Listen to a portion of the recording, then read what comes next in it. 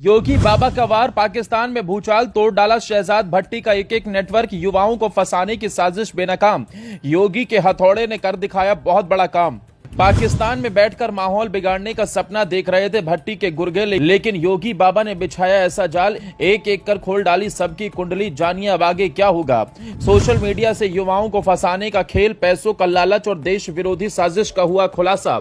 योगी के सिंघम ने चलाया ऐसा ऑपरेशन, पाकिस्तान तक मच गया शोर।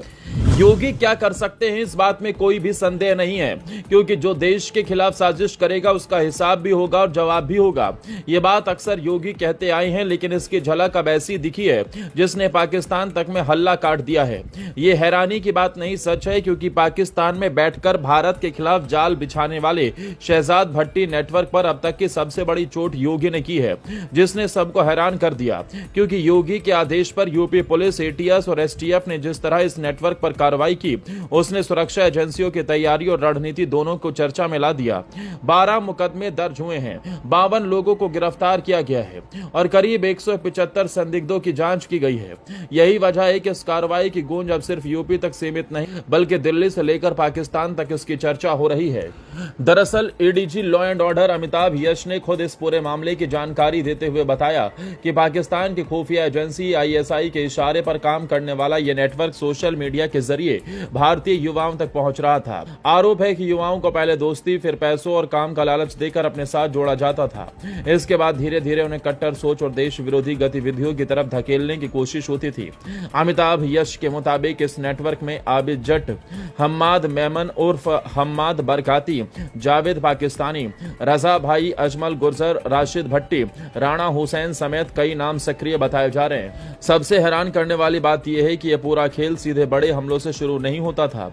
एडीजी अमिताभ यश ने बताया कि पहले युवाओं को छोटे छोटे काम दिए जाते थे, जैसे किसी जगह की रेकी करना, पोस्टर लगाना, धमकी भरे संदेश पहुंचाना या माहौल खराब करने वाली गतिविधियों में शामिल करना। जब उन पर भरोसा बन जाता था, तब उन्हें कथित तौर पर बड़े और ज्यादा संवेदनशील कामों के लिए तैयार किया जाता था। जांच एजेंसियों का दावा है कि इस नेटवर्क का मकसद सामाजिक सौहार्द बिगाड़ना, धार्मिक तनाव पैदा करना और देश की सुरक्षा व्यवस्था को चुनौती देना था। यही वजह थी कि 26 मई 2026 को यूपी पुलिस ने केंद्रीय एजेंसियों के साथ मिलकर एक बड़ा संयुक्त अभियान शुरू किया। इस अभियान में पूरे प्रदेश में फैले लगभग 175 संदिग्ध लोगों को चिन्हित किया गया। उनके डिजिटल रिकॉर्ड, सोशल मीडिया गतिविधियों और संपर्कों की जांच की गई। जांच जैसे जैसे आगे बढ़ी, वैसे वैसे कई अहम सुराग हाथ लगते गए। इसके बाद अलग अलग जिलों में मुकदमे दर्ज हुए और गिरफ्तारी का सिलसिला शुरू हुआ। पुलिस के मुताबिक गिरफ्तार आरोपियों के पास से पिस्टल, कारतूस, चाकू, ज्वलनशील पदार्थ और आपत्तिजनक सामग्री भी बरामद की गई।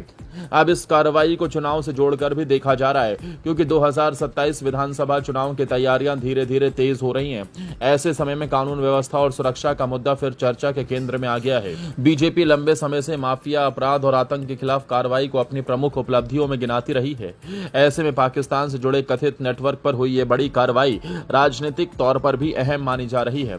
राजनीतिक जानकारों का मानना है कि आने वाले समय में कानून व्यवस्था और राष्ट्र सुरक्षा का मुद्दा चुनावी बहस का बड़ा हिस्सा बन सकता है।